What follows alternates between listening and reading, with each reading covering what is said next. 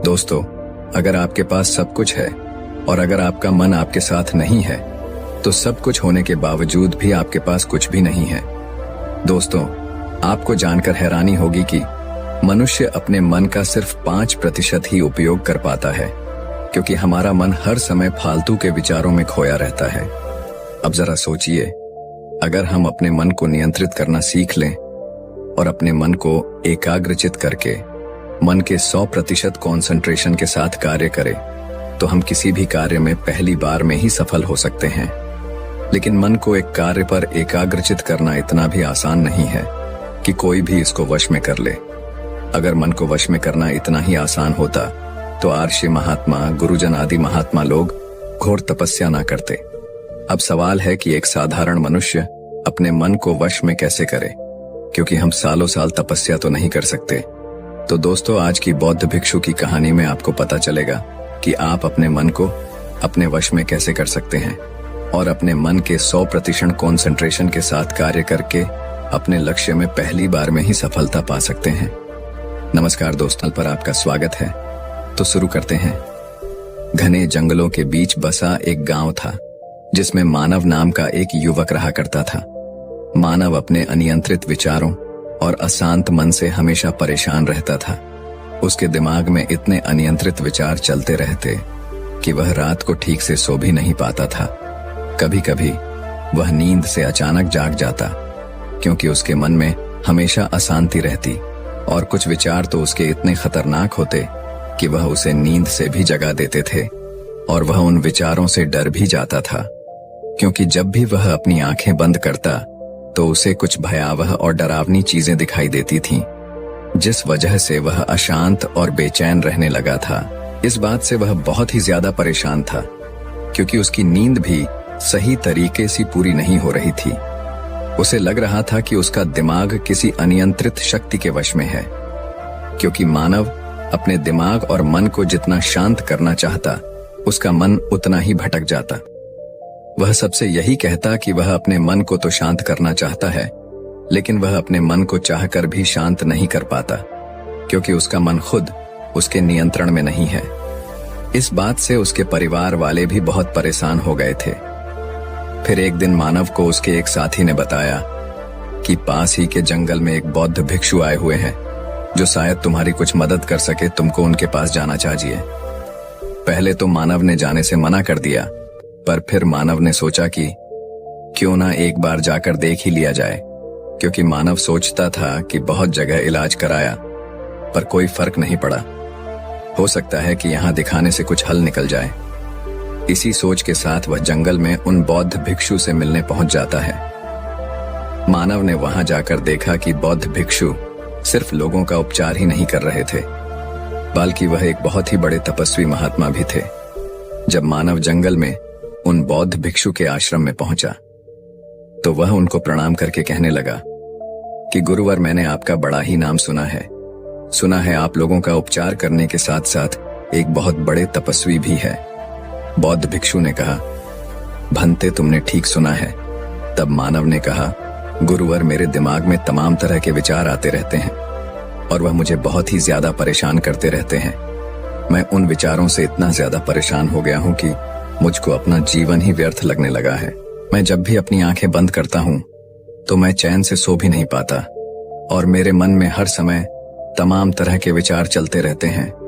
कृपया करके कुछ उपाय बताएं।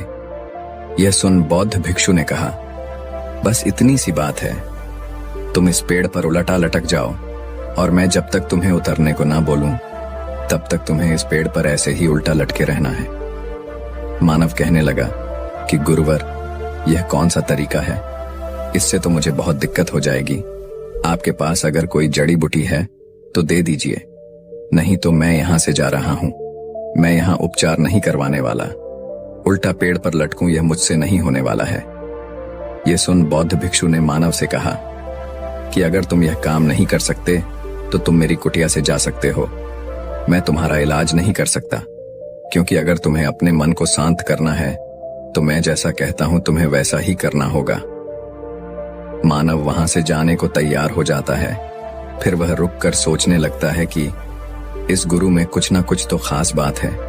हो सकता है कि इसका उपचार करने का तरीका ही अलग हो, और सोचने लग जाता है कि चलो देख ही लेते हैं। अब उसे सही होना था तो वह हर एक उपाय करने को तैयार था। वह वापस गुरु के पास जाकर कहने लगा, गुरुवर, आप जो कह रहे हैं मैं उसको करने के लिए तैयार हूं। बौद्ध भिक्षु ने कहा कि तो ठीक है, तुम उस पेड़ पर जाकर के उल्टा लटक जाओ, स्विंग, और जब तक मैं ना कहूं तब तक तुम उस पेड़ पर से मत उतरना। जैसे ही मानव उस पेड़ पर लटकने के लिए तैयार हो जाता है, तब बौद्ध भिक्षु ने कहा कि हम तुम्हारे धैर्य की परीक्षा ले रहे थे। मैं यही तुम्हारे अंदर देख रहा था कि मैं जो तुमसे कहूंगा वो तुम करोगे कि नहीं। तुमने मेरी बात मान ली, इसका मतलब है कि तुम्हें ठीक होना है। तो आओ, अब हम तुम्हें मन के शांत होने के तरीके के बारे में बताऊंगा। लेकिन 1 महीने तक तुम्हें यहां से कहीं नहीं जाना, सिर्फ मेरे साथ ही रहना है। मानव कहता है कि ठीक है गुरुवर, मैं आपके साथ इस कुटिया में रहने को तैयार हूं। बौद्ध भिक्षु ने कहा कि कल सुबह स्नान करके सूरज निकलने से पहले ही तुम मेरी कुटिया के सामने उपस्थित हो जाना। मानव अगले दिन वैसा ही करता है। वह रात को जल्दी सो जाता है और सुबह सही समय पर उठकर स्नान करके गुरु की कुटिया के सामने उपस्थित हो जाता है। बौद्ध भिक्षु ने कहा कि मानव अनियंत्रित मन हमें जीवन में नकारात्मकता की ओर ले जाता है और नियंत्रित मन हमें सकारात्मकता की ओर ले जाता है। मन को नियंत्रित करना कोई एक दिन का काम नहीं है। इसके लिए नियमित और व्यवस्थित साधना की आवश्यकता होती है। जब मन नियंत्रित हो जाता है तो अंदर से ऐसा महसूस होता है जैसे परमात्मा की प्राप्ति हो गई है। आपका शरीर एक हथियार है और इसे अधिक मजबूत बनाने पर विचार करना चाहिए। आप केवल अपने मन को और शरीर को मजबूत बनाने का विचार कीजिए। इससे आप जीवन के महासागर को पार करने में सक्षम होंगे। अपने आप में एक मजबूत विश्वास आपको धार्मिक बनाएगा। इससे आपको काफी खुशी का आभास होगा। गुरु ने आगे कहा कि मन को शांत रखने के 7 सूत्र होते हैं जो मैं तुम्हें बता रहा हूं। तुम एक एक करके इन सूत्रों को समझना, और अगर तुम समझ गए तो तुम बिना दवा के भी अपने मन को शांत कर सकोगे। बौद्ध भिक्षु ने 7 सूत्रों को बताते हुए कहा कि मन को शांत रखने का पहला सूत्र है, जो हो रहा है उसे होने दो, जो बह रहा है उसे बहने दो। गुरु ने बताया कि मानव कभी कभी कोई चीजें हमारे अनुसार नहीं होती और हम फिर उन चीजों को अपने हिसाब से करने के लिए अथक प्रयास करते हैं और फिर हम उस आर्य में हारने लगते हैं। हमारे प्रयास करने पर भी वो कार्य हमारे हिसाब से नहीं होता, और जब चीजें हमारे हिसाब से नहीं होती तो हमारा मन अशांत होने लगता है। अब जैसे मैं तुमसे कहूं कि इस समय गर्मी बहुत पड़ रही है और अगर तुम चाहो कि ठंडी ठंडी हवा बहने लगे तो यह तो असंभव ही होगा, क्योंकि हमारे चाहने से इतनी जल्दी यहाँ जंगल में ठंडी ठंडी हवा नहीं बह सकती। ठंडी हवा तो यहाँ तब बहेगी जब यहाँ भौगोलिक परिवर्तन होगा, मौसम बदलेगा, तभी जाकर ठंडी ठंडी हवा बहेगी। लेकिन अगर हम यह सोचे कि ठंडी हवा बहने लगे और हमारी गर्मी मिट जाए तो ऐसा होना असंभव है। जबकि हमें यह काम करना चाहिए कि खुद को मौसम के हिसाब से ढाल सके, तभी तो हम इस गर्मी से बच सकते हैं। तो कई बार व्यक्ति के साथ भी ऐसा होता है कि वह चाहता तो है कि चीजें उसके हिसाब से हो, लेकिन चीजें उसके हिसाब से नहीं होती। ऐसे समय में व्यक्ति को खुद उसके हिसाब से अपने आप को ढालना चाहिए, क्योंकि अगर हम वातावरण के हिसाब से खुद को नहीं ढालेंगे तो हम बहुत ही पीछे रह जाएंगे और हम हमेशा परेशान रहेंगे और हमारा मन कभी भी शांत नहीं रहेगा। इसलिए जो हो रहा है उसे होने दीजिए, जहां मन जाना चाहता है उसे जाने दीजिए, बहते झरने की तरह उसे बहने दीजिए। आप अपने आप पर दृढ़ विश्वास रखिए कि आप अपने मन को सभी दिशाओं में देख रहे हैं।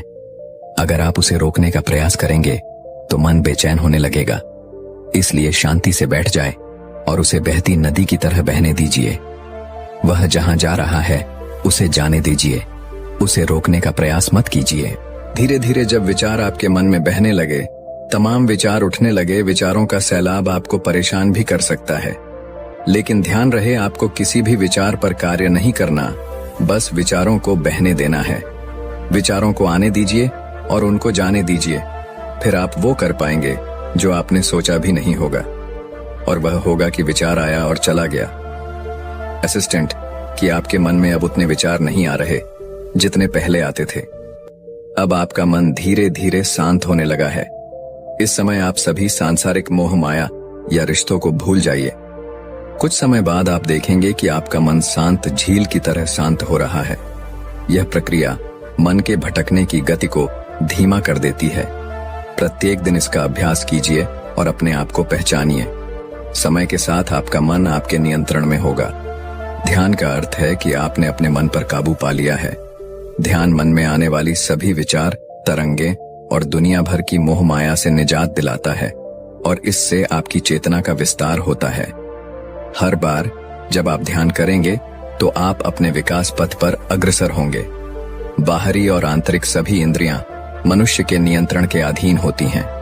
कड़ी साधना के जरिए ही मनुष्य उस मुकाम को हासिल कर पाता है जहां वह प्रक्रिया के आदेशों और इंद्रियों के खिलाफ अपने मन को एकाग्रचित कर सकता है।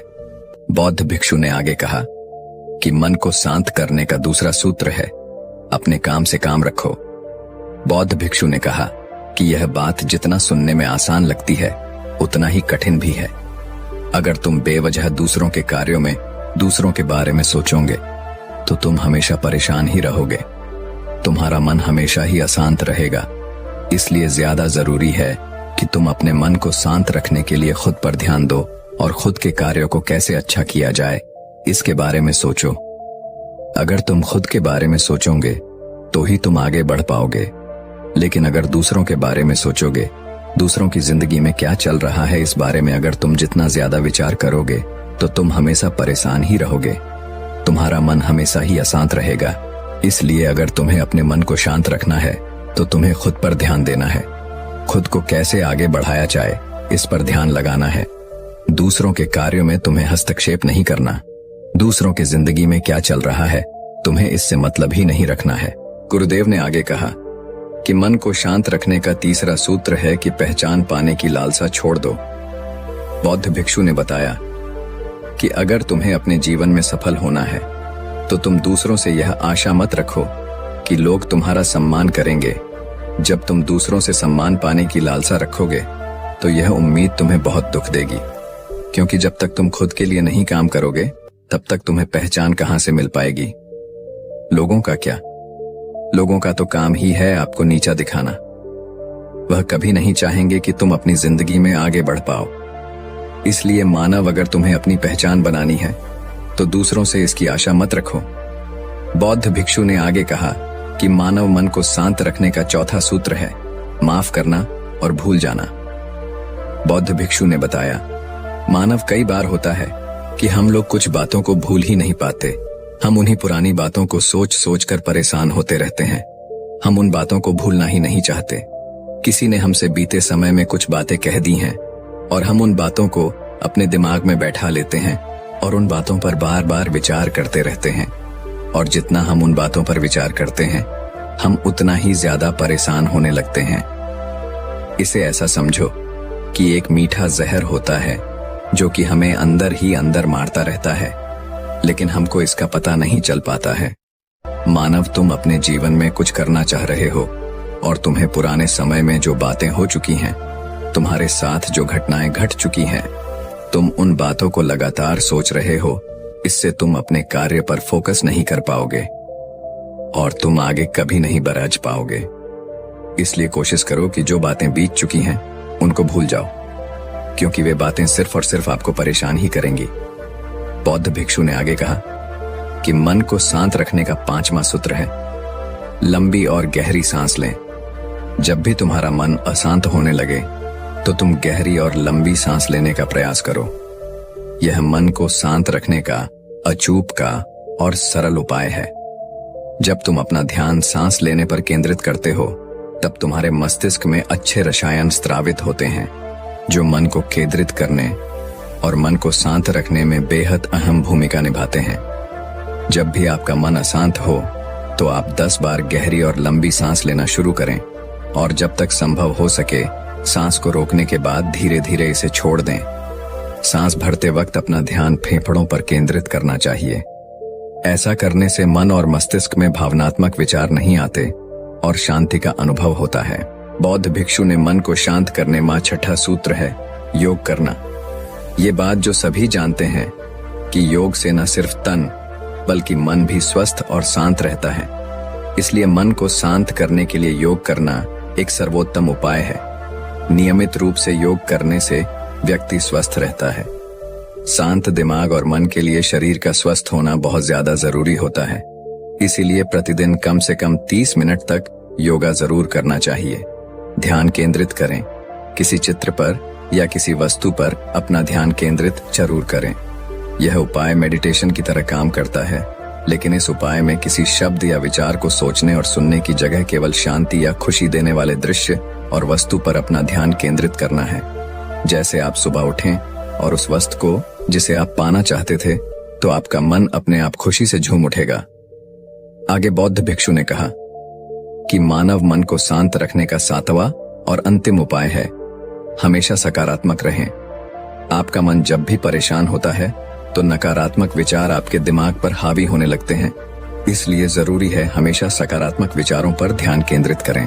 ऐसा करने से आपका मन शांत होगा और अच्छे नतीजे हासिल होंगे।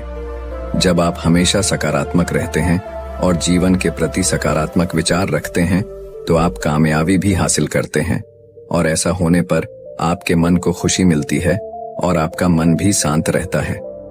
दोस्तों, ये 7 उपाय अगर आप भी अपने जीवन में अपनाते हैं तो आपका भी मन शांत रहेगा, और जब आपका मन शांत रहेगा तो आप भी जीवन की खुशी का अनुभव कर पाएंगे। आप भी आनंद में जीवन बड़ी ही आसानी से व्यतीत कर पाएंगे। मानव, क्या तुम समुद्र में उठने वाली और सागर के जल में विलीन होने वाली इन लहरों को देख रहे हो? समुद्र तट पर टहलते हुए बौद्ध भिक्षु ने अपने प्रिय शिष्य मानव से यह सवाल किया, और मानव ने अपना सर हाँ में हिला दिया। बुद्ध ने कहा, अजर और अमर होना जल के समान है, जन्म और मृत्यु लहरों की समान है। मानव, ये लहरें लंबी भी होती हैं और छोटी भी।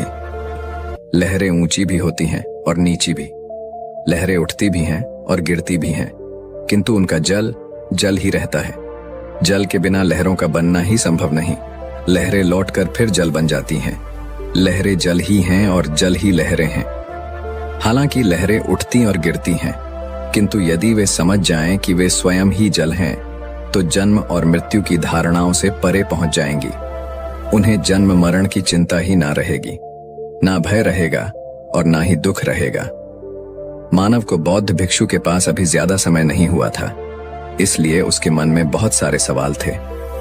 मानव ने प्रेम से हाथ जोड़कर गुरु से प्रश्न किया कि हे तथागत, सुनने में तो समझ में आता है कि जीवन और मरण इन लहरों की भांति होते हैं, लेकिन इस भाव को आत्मसात कैसे किया जाए, इसको परिपूर्णता में कैसे समझा जाए, कैसे इसे हमारा मन स्वीकार करे ताकि हमारे जीवन से सब कष्ट दूर हो जाए। आपके समझाने से मेरे तर्क तो शांत हो गए, लेकिन मेरा मन शांत नहीं हुआ। आखिरकार इस मन को शांत कैसे किया जाए, इसको कैसे समझाया जाए? बौद्ध भिक्षु ने बड़े शांत स्वर में कहा कि हमारा मन 18 अंशों से बना होता है। इन 18 अंशों के बिना हमारे मन की कोई भी स्वतंत्र सत्ता नहीं होती। जब तुम इन 18 अंशों को भली भांति समझ लेते हो तो तुम अपने मन के गुलाम नहीं रह जाते। तुम इसके मालिक बन जाते हो, जिसकी लगाम तुम्हारे हाथ में होती है। तुम अपने मन से वो सब कार्य बड़ी ही आसानी से करा सकते हो जो तुम करना चाहते हो। वो कार्य चाहे ध्यान लगाना हो या किसी के मन में अपने प्रति दया भाव का जागृत करना।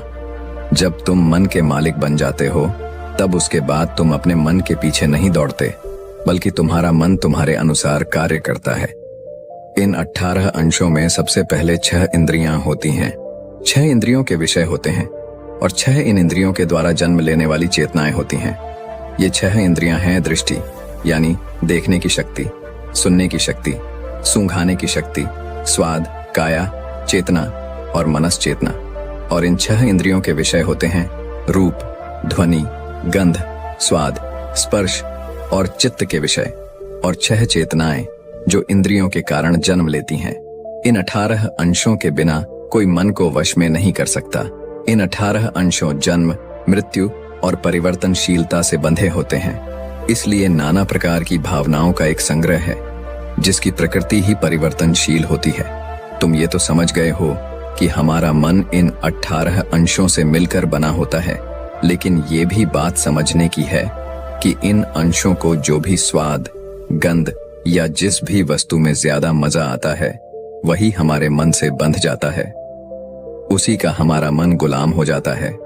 तुम यूं समझो कि अगर तुम्हें गर्मी लग रही है और अचानक तुम्हारे सामने कहीं से ठंडी हवा आने लगे, तुम समुद्र के सामने टहल रहे हो और तुम्हारे चेहरे पर ठंडी ठंडी हवा की बौछार पड़ने लगे, इससे हवा तुम्हारी काया को स्पर्श करेगी जो तुम्हें आनंद देगी, और उस आनंद को पाने के लिए तुम्हारा मन हमेशा तैयार रहेगा। इसलिए तुम्हारा मन इस प्रकार से गुलाम होता चला जाता है, जहां भी उसको मजा आता है वहीं पर वो उसी वस्तु का, उसी चीज का गुलाम बन जाता है। मानव ने कहा कि हे तथागत, हम ये तो समझ गए कि हमारा मन सत्ता रहित होता है, उसकी अपनी कोई सत्ता नहीं होती, बिना इंद्रियों के विषय के उसका कोई अस्तित्व नहीं होता। लेकिन वास्तव में मन होता भी है या फिर यह हमारी एक भ्रांति मात्र होती है?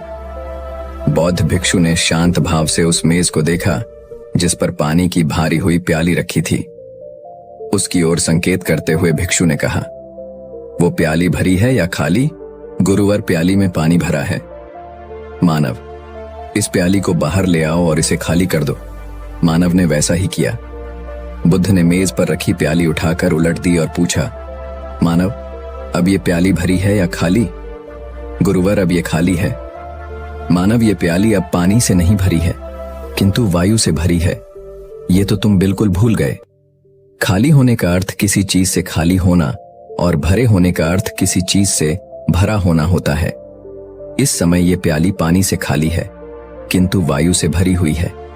मानव, प्याली का भरा या खाली होना इस बात पर निर्भर करता है कि प्याली तो यहां पर मौजूद है, यहां पर विद्यमान है। प्याली के बिना उसका खाली या भरा होना हो ही नहीं सकता। मानव ने हाथ जोड़कर कहा, गुरुवर, तब तो हमारे मन में विचार चलते रहते हैं, नाना प्रकार की इच्छाएं उठती रहती हैं। तो इसका मतलब तो यह हुआ कि मन वास्तविकता में होता है, इसकी अपनी सत्ता होती है। बौद्ध भिक्षु ने मुस्कुराते हुए कहा, मानव, शब्द के जाल में मत फंसो। मन का अस्तित्व इतना सूक्ष्म है कि उसे सामान्य अवधारणा से समझा नहीं जा सकता। मन का अस्तित्व वैसा ही है जैसा शून्यता का अस्तित्व होता है। अभी हमने भरी और खाली प्याली की चर्चा की। यद्यपि हमने समझ लिया कि मेज पर रखी प्याली जल से खाली है, यदि हम गहराई से देखें तो यह भी पूर्णतया सत्य नहीं है। मानव, जिन तत्वों से प्याली का निर्माण हुआ है, क्या उनमें आप जल तत्व की विद्यमानता नहीं देखते?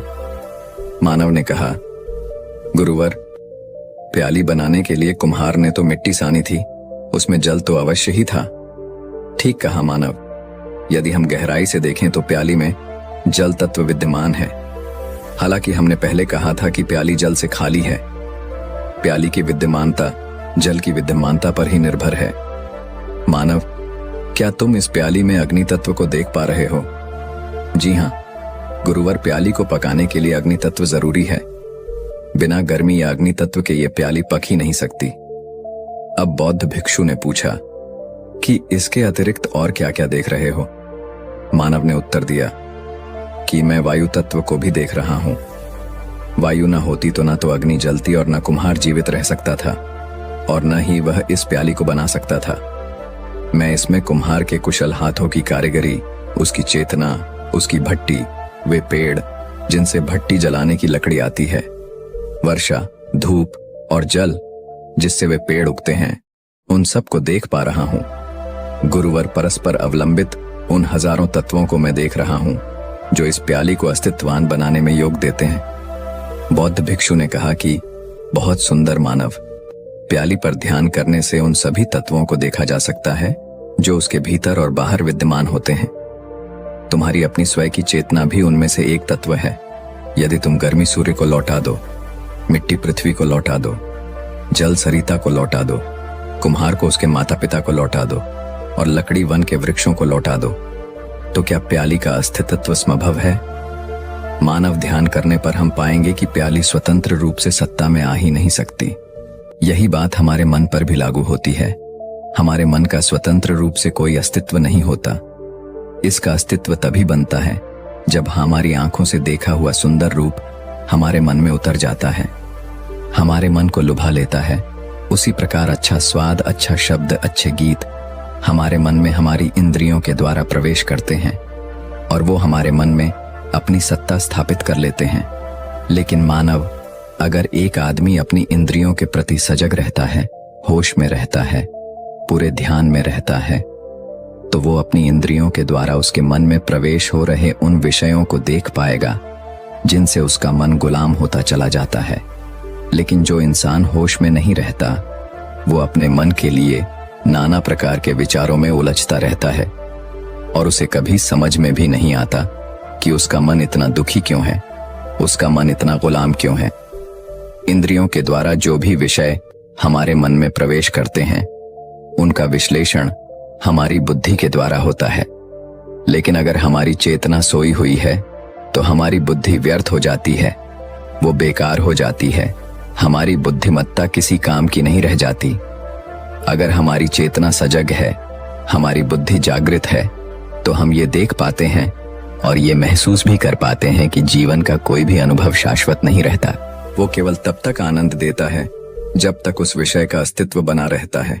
उदाहरण के लिए, जब तुम कोई मीठा सेब खाते हो तो वो तुम्हें तभी तक आनंद पहुंचा सकता है जब तक तुम उस सेब को खाते रहोगे। उस सेब का अस्तित्व खत्म हो जाने के बाद हमारे मन के पास पकड़ने जैसा कुछ रह नहीं जाता, उसका सारा मजा खत्म हो जाता है। और समस्या यहीं पर पैदा होती है। उसकी इंद्रियां उसके मन को इस स्वाद में बांधने की कोशिश करती हैं, बार बार उसे याद दिलाने की कोशिश करती है कि वो सेब कितना मीठा था, और इसलिए उसका मन उस सेब को पाने के लिए बार बार लालायित होता रहता है। लेकिन यहाँ पर समझने की बात यही है कि अगर उसकी बुद्धि सजग होगी तो वो ये समझ पाएगा कि सेब का अस्तित्व हमेशा नहीं रहता, उसे मिटना ही होगा, और इसलिए हमारे मन को भी मिटना होगा, उसे शून्यता में जाना ही होगा। क्योंकि अगर हमारा मन अपनी इंद्रियों के विषय में एक बार बंध गया तो वो हमेशा उन इंद्रियों के विषयों का गुलाम बना रहेगा। लेकिन जब एक बार मन इन इंद्रियों के विषय से आजाद हो जाता है तो मन की कोई शक्ति नहीं रह जाती। उसके बाद हमारी इंद्रियां सिर्फ अपना कार्य करेगी, क्योंकि हमारी बुद्धि हमारी इंद्रियों के ऊपर उसकी मालिक बनकर बैठी हुई है, जो उनसे कार्य करवा रही है। कहने का अर्थ यह है कि अगर एक बार मन मिट जाता है तो हमारी इंद्रियां सत्य की अनुभूति करती है, किसी विषय से प्रभावित होकर उसे भ्रांत दृष्टि से नहीं देखती, बल्कि उसे उसी दृष्टि से देखती है, उसी प्रकार महसूस करती है जिस प्रकार उसका अपना स्वरूप होता है, अपना अस्तित्व होता है। उदाहरण के लिए, जब तुम कोई मीठा आम खाते हो तो एक बार जब तुम्हारी जीभ उसका मीठा स्वाद चख लेती है तो उसके बाद जब भी तुम किसी दूसरे आम को देखोगे तो तुम उसी स्वाद को याद करोगे। लेकिन जरूरी नहीं होता कि हर आम उतना ही मीठा निकले, इसलिए हमारी दृष्टि उस स्वाद की वजह से भ्रांत हो जाती है, वो भटक जाती है और वो उस आम को उसके असली स्वरूप में नहीं देख पाती। काम वासना में लिपटा आदमी अपने सुख भोग के लिए एक बार जो आनंद ले लेता है, वो बार बार उसी आनंद को लेने की कोशिश करता है, लेकिन हर बार अलग अलग इंसान के साथ वो वही सुख भोग हासिल करना चाहता है, और इसीलिए वो काम वासना के चक्र में फंसता चला जाता है। क्योंकि उसकी इंद्रियों ने जो एक बार सुख भोगा, उसके मन में वो सुख स्थापित हो गया और उसका मन उस सुख को पाने के लिए उसे दर दर भटकाने की कोशिश करता है। बौद्ध भिक्षु ने मानव को संबोधित करते हुए कहा कि तुमने कभी भिक्षु का जीवन देखा है? उसका जीवन कितना साधनापूर्ण होता है। वो साधारण खाना खाता है, साधारण बिस्तर पर सोता है और कभी कभी तो जमीन पर ही सो जाता है। ना तो वो कभी कोई राग सुनता है और ना ही कोई नया स्वाद लेने की कोशिश करता है। विषय वस्तु से हमेशा बचा रहता है और इसलिए उसका ध्यान में जा पाना बहुत ही आसान हो जाता है। वो ध्यान की उन गहराइयों को महसूस कर पाता है और वो उस परमानंद की स्थिति को प्राप्त कर पाता है जो कोई भी विषय वस्तु उसे कभी भी नहीं पहुंचा सकती। कोई भी विषय वस्तु एक सीमित समय के लिए तुम्हें कुछ आनंद दे सकती है, लेकिन परमानंद वो होता है जो किसी भी विषय वस्तु से जुड़ा हुआ नहीं रहता, जो शाश्वत होता है, जो सत्य होता है। लेकिन वो परमानंद तभी शाश्वत रह पाता है जब हमारा मन कहली होता है। तुमने बहुत से लोगों से सुना होगा कि इस काम में हमारा मन नहीं लगता या फिर इस काम में हमारा बहुत मन लगता है। वास्तविकता में जब मन खाली होता है तो उसे हर कार्य में वही आनंद आता है जो उसे अपना रुचिपूर्ण कार्य करने में मजा आता है। वही आनंद वो हर काम को करने में महसूस करता है, लेकिन वो तभी संभव हो पाता है जब वो अपने मन को खाली कर दे, जब वो परमानंद की स्थिति को प्राप्त कर लेता है। और मन तभी खाली हो सकता है जब हम अपनी इंद्रियों के प्रति पूरे सजग रहें, पूरे होश में रहें। इसके बाद बुद्ध ने सभी को वो ध्यान करने के लिए कहा जिससे वो अपनी इंद्रियों के प्रति सजग हो सकें। बुद्ध ने उनको बताया कि आज जब तुम ध्यान करो तो अपनी इंद्रियों के प्रति पूरे सजग रहना।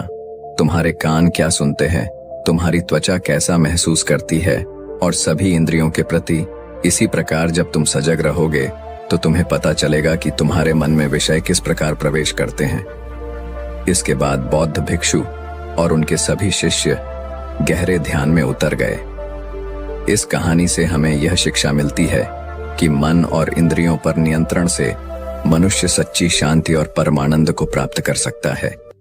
और जब हम अपनी इंद्रियों के विषयों से उत्पन्न विचारों और इच्छाओं को पहचानते हैं और उनसे ऊपर उठते हैं, तभी हमारा मन मुक्त और शांत हो सकता है। जैसे लहरें समुद्र के जल से अलग नहीं हैं, वैसे ही मन भी इंद्रियों से स्वतंत्र नहीं है। परंतु जब हम सजग होकर अपनी इंद्रियों और मन की प्रकृति को समझ लेते हैं तो हम उस शून्यता की स्थिति में पहुंचते हैं जहां न कोई भय होता है, न दुख और न